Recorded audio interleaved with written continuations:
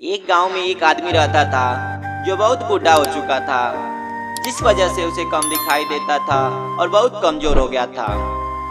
इसलिए अपनी बची कुछ जिंदगी अपने बेटे के साथ बिता सके, इसलिए शहर में रह रहे उसके बेटे के घर रहने चला गया। बेटा एक शहर के छोटे मकान में रहता था। मकान तो उसका छोटा था, लेकिन उसके घर के अंदर की चीजें वो महंगी थी। उस मकान में बेटा, उसकी पत्नी और एक 5 साल का बच्चा, यह छोटा सा परिवार साथ मिलकर रहता था। बूढ़ा पिता के आने से उनके परिवार का एक सदस्य और बढ़ गया। यह पूरा परिवार रोज सुबह शाम डाइनिंग टेबल पर खाना खाया करता। बूढ़ा पिता अपनी कमजोरी के चलते हमेशा खाने की चीजें नीचे गिराता रहता। कई बार कांच के बर्तन भी टूट जाया करते थे। कुछ दिनों तक तो बहू और बेटे ने यह सब सहन किया, लेकिन बाद में वे दोनों बूढ़े की ऐसी हरकतों से चिढ़ने लगे। एक दिन बेटा ने कहा, ऐसा कब तक चलेगा, हमें कुछ करना पड़ेगा। उसकी पत्नी भी इस बात से सहमत हुई।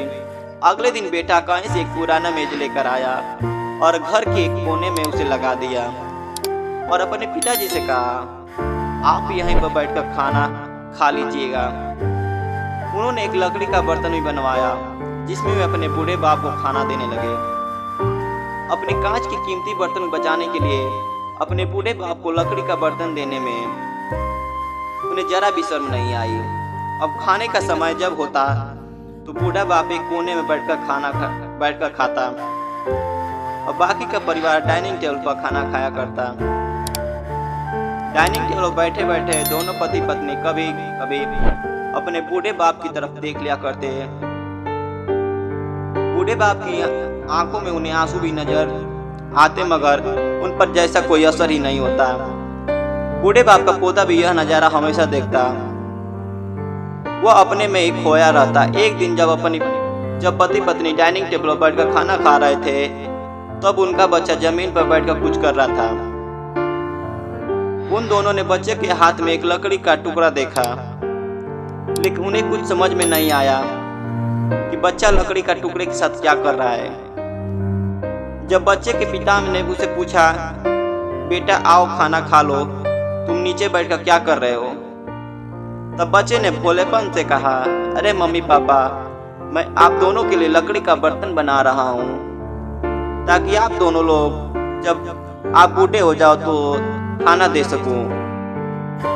अपने नादान बेटे के द्वारा की गई यह सहज बात दोनों के दिल में तीर की तरह उतर गई। दोनों एक दूसरे का चेहरा निहारने लगे।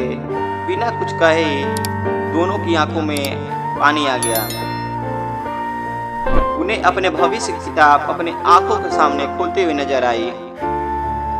उन्हें समझने में ज्यादा देर नहीं लगी। अब उन्हें आगे क्या करना पड़ेगा। अगले दिन कमरे के कोने से वह पुराना मेज हटा दिया।